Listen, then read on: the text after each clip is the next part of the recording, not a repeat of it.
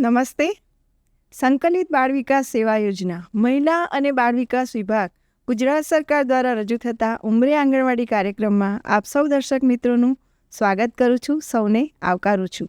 આજના કાર્યક્રમનો વિષય છે મહિલા આરોગ્ય અને યોગ. આજના કાર્યક્રમના વિષયને અનુરૂપ ક્વિઝનો પ્રશ્ન રજૂ કરું છું, જે આપ સૌ સ્ક્રીન પર નિહાળી શકો છો. મહિલાઓના આરોગ્ય માટે યોગ કેમ જરૂરી છે? 1. માનસિક તણાવ દૂર કરવા. 2. વજન ઘટાડવા. 3. સ્નાયુ અને હાડકાનો દુખાવો દૂર કરવા. 4. ઉપરોક્ત તમામ. આપના જવાબ માટે આપનું નામ, ગામ, તાલુકો, જિલ્લો અને જવાબનો વિકલ્પ. ઉદાહરણ તરીકે આપનું નામ ગીતા, ગામ નાંદોલ, તાલુકો દહેગામ, જિલ્લો ગાંધીનગર અને જવાબનો વિકલ્પ. જવાબ મોકલવા માટેનો નંબર છે 92 278 59 086. આપ અમારા કાર્યક્રમને શરૂઆતથી અંત સુધી નિહાળી ક્વિઝના પ્રશ્નનો જવાબ આવતીકાલે બપોરે 3:30 વાગ્યા સુધી અચૂક મોકલી આપશો એવી આશા રાખું છું. હવે કાર્યક્રમને આગળ વધારવા માટે હું પૂજાબેનને વિનંતી કરીશ. નમસ્તે. જેમ કે આપણા સંકલિત બાળ વિકાસ સેવા યોજના અંતર્ગત અનેક મહિલાઓ જોડાયેલ છે, જેમ કે તેડાઘર, મુખ્ય સેવિકા, આંગણવાડી કાર્યકર બહેનો, પીઓશ્રી મેડમ, સીડીપીઓ મેડમ અને સર્વે.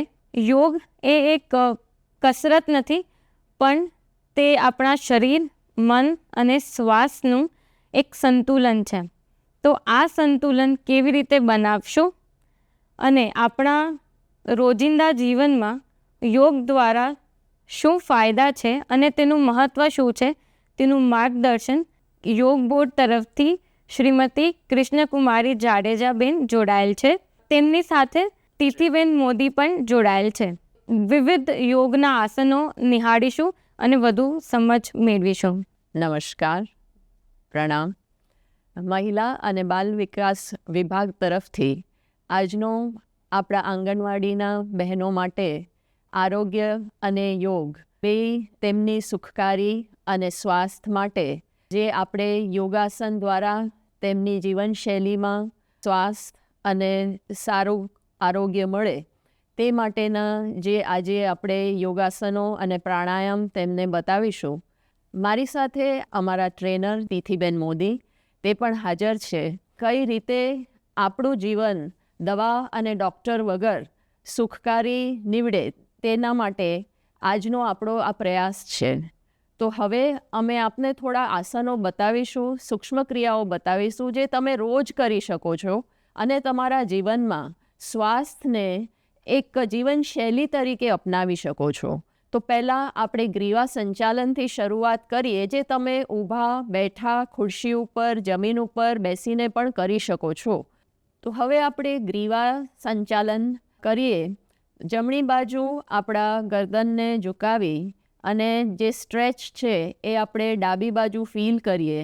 એ જ રીતે શ્વાસને ભરી સેન્ટરમાં જઈ અને શ્વાસને છોડતા ડાબી બાજુ ગરદનને ઝુકાવતા આપણે જે બે સાઇડ્સ લેફ્ટ અને રાઈટ બે બાજુ આપણે ગરદનને સ્ટ્રેચ ફીલ કરીએ, એ જ ક્રિયાને તમે 3 થી 5 વાર રોજ રિપીટ કરી શકો છો. તો ગરદનના દુખાવામાં આપને રાહત મળે છે. સંપૂર્ણ રોટેશન કરવાનું છે કે જેમાં આપણે શ્વાસને છોડી ગરદનને નીચે ઝુકાવી શ્વાસને ભરતા જમણી બાજુ, પછી પાછળ, એ જ રીતે શ્વાસને છોડતા આગળની તરફ ગરદનને ઝુકાવીએ.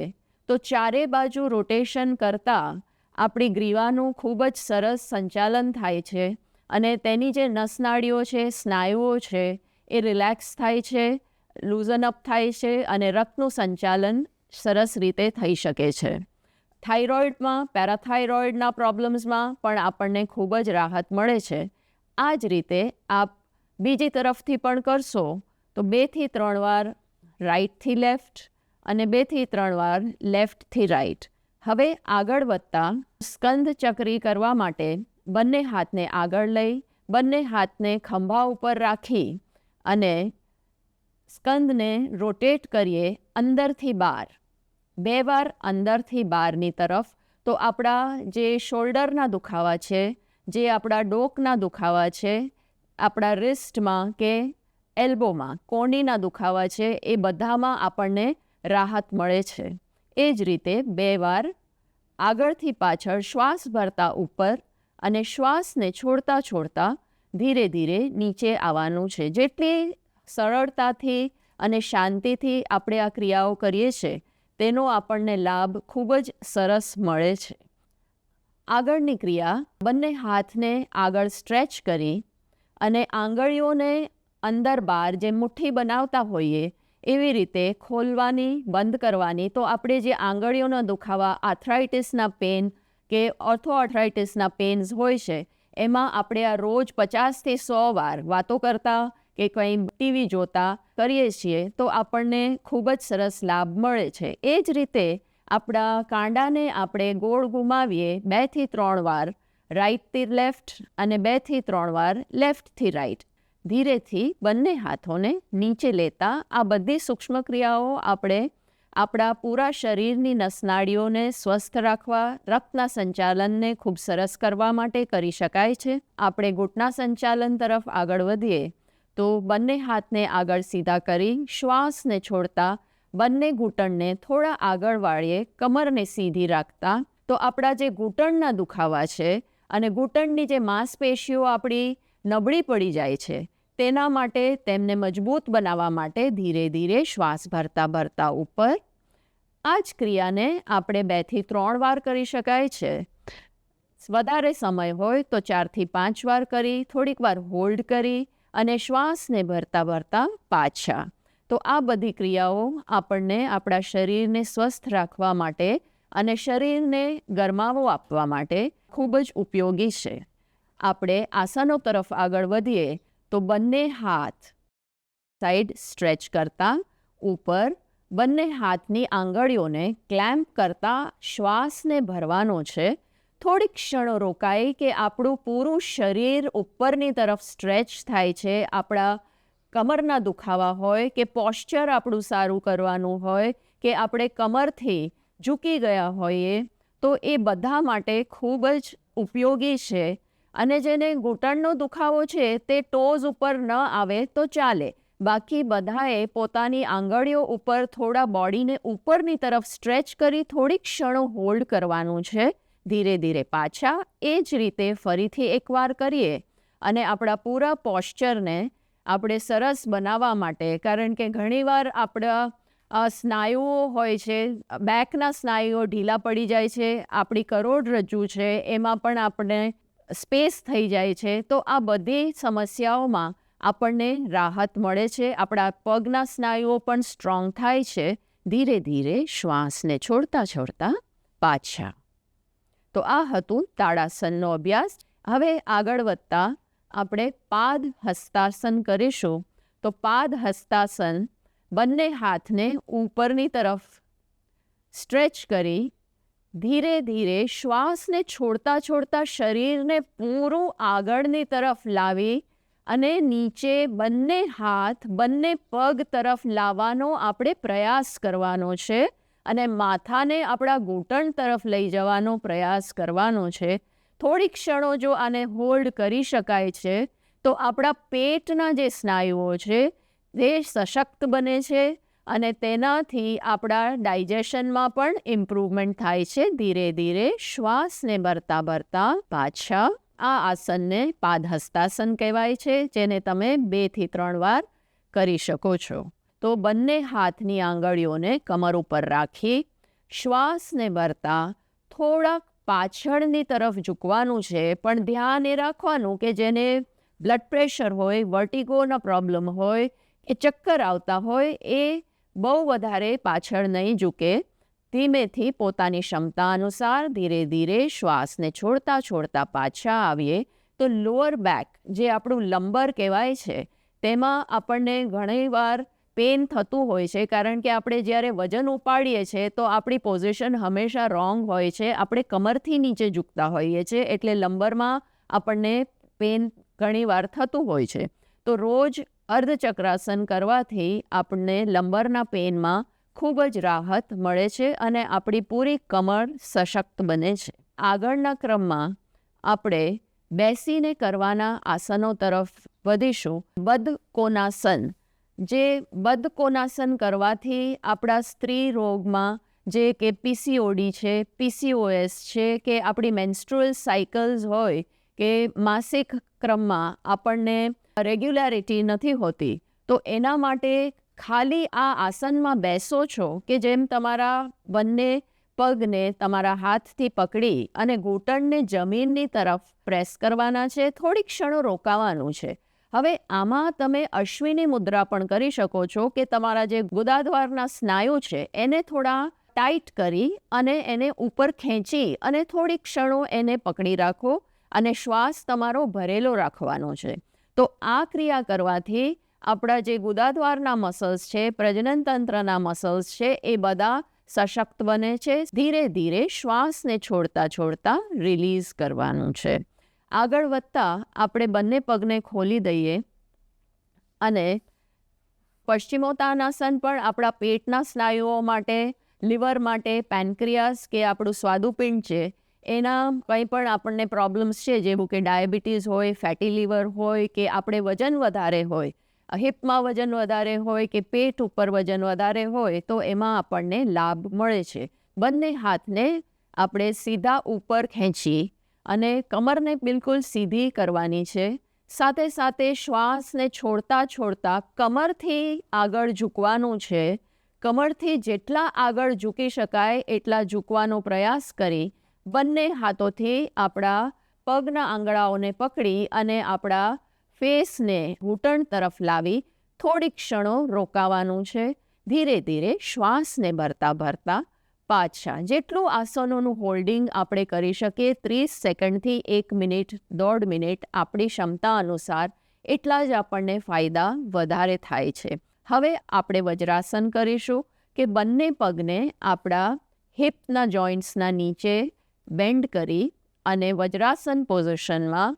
વજ્રાસન એક જ એવું આસન છે કે જે આપણા શરીરને વજ્ર જેવું બનાવે છે અને એ આપણે જમ્યા પછી પણ કરી શકીએ છીએ. આ આસન કરવાથી આપણો જે રક્તનો સંચાર છે એ આપણા પાચન તંત્રના જે પણ અવયવો છે એ ઉપર વધારે સારી રીતે થતા આપણું પાચન ખૂબ સરસ થાય છે અને આપણા જે પણ પ્રોબ્લેમ્સ છે કે જે બ્લોટિંગ હોય કે એસિડિટી હોય, કોન્સ્ટિપેશન હોય, કબજનો પ્રોબ્લેમ હોય, એ બધા પ્રોબ્લેમ્સમાં, સમસ્યાઓમાં આપણને રાહત મળે છે. તો ધીરે ધીરે બંને પગને પાછા સીધા કરી દઈશું. આગળના ક્રમમાં વક્રાસન કરીશું. પગને વાળી અને છાતીની તરફ લઈ આવવાનો છે અને હાથને તમારા બેકને પાછળ સ્પાઇન છે, કરોડરજ્જુ પાસે સેન્ટરમાં મૂકી અને આગળથી હાથને તમારા ઘૂંટણને છાતીની વચ્ચેથી લાવી અને પગના આંગળા તરફ લઈ જવાનો છે. નજર તમારા પાછળના હાથની તરફ રાખવાની છે. તો આ પોઝિશન જ્યારે આપણે કરીએ છીએ ત્યારે આપણા જે પેટના સ્નાયુ છે, આપ જોઈ શકો છો કે જે આપણું લીવર છે ત્યાં આપણને દબાણ આવે છે અને જે આપણા લીવરના પ્રોબ્લેમ્સ છે તે દૂર થાય છે. એ જ રીતે આપણે જ્યારે બીજી બાજુ કરીએ છીએ, બીજી બાજુ આપણું પેનક્રિયાસ છે, તો પેનક્રિયાસ દબાય તો ડાયાબિટીસના રોગમાં કે ડાયાબિટીસના પ્રોબ્લેમમાં પણ આપણને રાહત મળે છે. સ્પાઇન આપણું જે કરોડરજ્જુ છે તેને પણ ફ્લેક્સિબલ બનાવવામાં મદદરૂપ થાય છે. આપણી કમરને પણ સ્ટ્રોંગ બનાવે છે અને આપણું પોશ્ચર, જે આપણી બેસવાની રીત છે, આપણું પોશ્ચર છે, તેમાં પણ ઇમ્પ્રૂવમેન્ટ આવે છે. ધીરે ધીરે શ્વાસને ભરતા ભરતા પાછા આવી અને નોર્મલ પોઝિશનમાં આવી જઈશું. હવે આપણે થોડાક આસનો સૂવાની પોઝિશનમાં કરીએ. સેતુબંધ આસન તરફ આગળ વધતા બંને પગને ઘૂંટણથી બેન્ડ કરી બંને હાથને પગની એડીઓને પકડી શ્વાસને ભરતા જ્યારે આપણે આપણા પેટના ભાગને એક બ્રિજ પોઝની જેમ ઉપર ઊંચો કરીએ છીએ ત્યારે આપણું જે પોઝિશન થાય છે એમાં રક્તનો સંચાર આપણા ગળા તરફ અને આપણા મગજ તરફ થાય છે. તો આ કરવાથી આપણા હાર્ટના મસલ્સ સ્ટ્રોંગ બને છે. આપણા હૃદયનું જે ધબકારા છે તેમાં આપણને ફાયદો થાય છે. થાઇરોઇડ, પેરાથાઇરોઇડ ગ્લેન્ડ્સ જે આપણી છે તે પણ સારી રીતે કાર્ય કરી શકે અને મગજ સુધી રક્તનો સંચાર સારી રીતે થતાં આપણી મેમરી અને આપણી યાદશક્તિ ખૂબ સરસ બને છે. તો ધીરે ધીરે શ્વાસને છોડતા છોડતા કમરને નીચે લાવી અને બંને પગને સીધા કરી દઈશું. આગળ વધતા નૌકાસન કરીએ તો નૌકાસન આપણા જે પેટના સ્નાયુઓ છે તેને સશક્ત બનાવવા માટે, આપણા પેટની ચરબી હોય કે આપણા હિપ્સની ચરબી હોય કે કમરની ચરબી હોય એને ઉતારવા માટે ખૂબ જ ઉપયોગી આસન છે. તો બંને હાથ સામે, બંને પગને થોડા ઉપર કરી અને બંને હાથ, માથું અને બંને પગ બધું એક લેવલમાં રાખી અને થોડીક ક્ષણો રોકાવાનું. થોડીક ક્ષણો રોકાઈ અને જ્યાં પણ ખેંચાવ આપણને ફીલ થાય છે તે જોઈ આપણા પેટના સ્નાયુ, આપણા પગના સ્નાયુ, આપણા કમરના સ્નાયુ અને આપણા શોલ્ડર્સના સ્નાયુ આ બધા મજબૂત બને છે. આપણી કોન્સન્ટ્રેશન અને ફોકસની ક્રિયા પણ ખૂબ સારી બને છે. ધીરે ધીરે શ્વાસને ભરતા ભરતા પાછા આપણે પેટના બળે કરવાના 2 થી 3 આસનો કરીશું. પહેલાં લઈશું ભુજંગાસન કે જેમાં બંને હાથ આપણી છાતી પાસે રાખી અને કમરથી ઉપરનો ભાગ જે છે એને આપણે ઉપર કરવાનો છે. નાભીથી નીચેનો ભાગ નીચે રહેશે, નાભીથી ઉપરનો ભાગ જ ઉપરની તરફ અને નજર આપણી આકાશ તરફ કરવાથી આ જોઈ શકીએ છીએ કે થાઇરોઇડ અને પેરાથાઇરોઇડ ગ્લેન્ડ્સ આપણી જે છે ત્યાં આપણને ખેંચાવ થાય છે, મહેસૂસ થાય છે. આપણું જે કરોડરજ્જુ છે ત્યાં આપણને ખેંચાવ મહેસૂસ થાય છે. આપણું જે લંબરનું પેન છે તે દૂર થાય છે. ધીરે ધીરે શ્વાસને છોડતા છોડતા નીચેની તરફ આવવાનું છે. આગળ આપણે ધનુરાસન કરીએ તો ધનુરાસનમાં બંને પગને ઘૂંટણથી વાળી બંને હાથથી બંને પગના કાડાને પકડી જેટલી આપણી શરીરની ક્ષમતા હોય એટલું આપણે એને ઉપર ખેંચવાનું છે. તો આ કરવાથી આપણા જે પેડોના મસલ્સ છે તે સ્ટ્રોંગ બને છે. ધીરે ધીરે શ્વાસને છોડતા છોડતા હરેક આસનને આપણે 2 થી 3 વાર કરી શકીએ છીએ. તેને 30 સેકન્ડ્સના હોલ્ડિંગ સાથે કરવાથી આપણને ખૂબ જ સરસ લાભ મળે છે. બેસીને થોડાક પ્રાણાયામ, જે આપણી શ્વાસોશ્વાસની ગતિ છે તેને પણ આપણે કોન્શિયસલી જોવાની છે. તો આપણે જ્યારે પહેલી આંગળીને અંગૂઠાને પ્રેસ કરી અને પ્રાણાયામ કરવા બેસીએ તો એને જ્ઞાન મુદ્રા કહેવાય છે કે જેનાથી આપણે યાદકારક શક્તિ ખૂબ જ વધે છે. તો જ્ઞાન મુદ્રામાં બેસી રેચક અને પૂરક એ 2 જ ક્રિયાઓ કરવાની છે. તો બંને નાસિકાઓથી 4 કાઉન્ટમાં આપણે શ્વાસ ભરીએ. જેટલા આપણે પૂરક કર્યું છે એનાથી ડબલ આપણે રેચક કરીએ અને આ જ ગતિવિધિથી આપણે રોજ 5 થી 10 મિનિટ નાડી શોધન, અનુલોમ વિલોમ કે ભ્રામરી પ્રાણાયામ કરીએ છીએ તો તેના આપણા માનસિક સ્તરે ખૂબ જ લાભ થાય છે. કે એ જ રીતે 1:2ના રેશિયોમાં કરશું. તો એ આપણે શ્વાસ ભરી અને ધીમે ધીમે છોડીએ 2 થી 3 વાર. જ્યાં આપણે શ્વાસ ભરીએ છીએ અને ધીમે ધીમે છોડીએ છીએ તો આપણું મન બિલકુલ શાંત થવા માંડે છે. આપણા જે પણ પ્રોબ્લેમ્સ છે તેનાથી આપણે રોજ પ્રાણાયામ કરીએ તો વિમુખ થઈ શકીએ છીએ. એટલે જ તેને કહેવાય છે પ્રાણ અને આયામ, કે જેને આપણે કોન્શિયસલી આપણા પ્રાણને જોઈ અને તેને કંટ્રોલ કરી શકીએ છીએ. ભ્રામરી પ્રાણાયામ તરફ આગળ વધીએ તો બંને કાનને બંને અંગૂઠાથી બંધ કરી આંગળીઓથી આપણી આંખોને બંધ કરવાની છે અને મોઢું બંધ રાખતા ભમરાની જેમ ગુંજન કરી એકવાર ભ્રામરી પ્રાણાયામ કરીએ.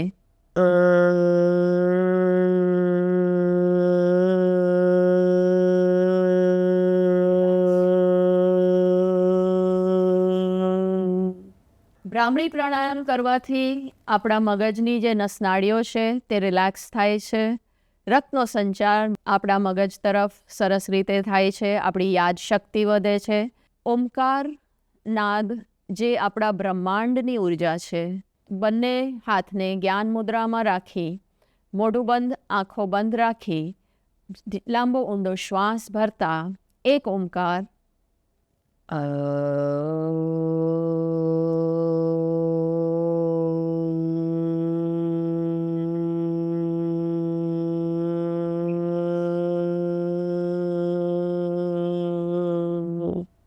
તો આજે આપણે બધાએ જોયું કે સૂક્ષ્મ ક્રિયાઓથી શરૂઆત કરતા ઊભાના, બેઠાના, સૂતાના જે પણ આસનો કર્યા, સાથે સાથે પ્રાણાયામ કર્યા, તો આપણા શરીરને સ્વસ્થ રાખવા, આપણા મનને સ્વસ્થ રાખવા અને આપણા સંપૂર્ણ આરોગ્યને સારી રીતે રાખી અને આપણા જીવનને સુખકારી, સરળ અને દિવ્ય બનાવવા માટે જો રોજ યોગ અને પ્રાણાયામ આસનોનો આપણે ઉપયોગ કરીએ છીએ અને આપણી જીવનશૈલીને સ્વસ્થ બનાવીએ છીએ, તો આપણા જીવનમાંથી ઘણા બધા રોગ દૂર થાય છે, ફાયદા ખૂબ મળે છે, આપણું તન અને આપણું મન સ્વસ્થ રહે છે. તો રોજ 15થી 20 મિનિટ યોગ અને પ્રાણાયામને આપીએ અને આપણા જીવનને ખુશખુશાલ બનાવીએ, તેવી જ પ્રાર્થના સાથે આપનો સૌનો આભાર વ્યક્ત કરું છું. ઓમ અસ્તુ. દર્શક મિત્રો, આજે ગુજરાત રાજ્ય યોગ બોર્ડમાંથી અત્રે ઉપસ્થિત કૃષ્ણાકુમારીબેન અને તિથિબેન તરફથી આપણને સરસ મજાના યોગના આસનોનું નિદર્શન કરીને બતાવ્યું અને ખૂબ સુંદર માર્ગદર્શન આપવામાં આવ્યું. તે બદલ તેમનો ખૂબ ખૂબ આભાર. અને હવે કાર્યક્રમના અંતમાં ગત ક્વિઝના વિજેતા જોઈએ.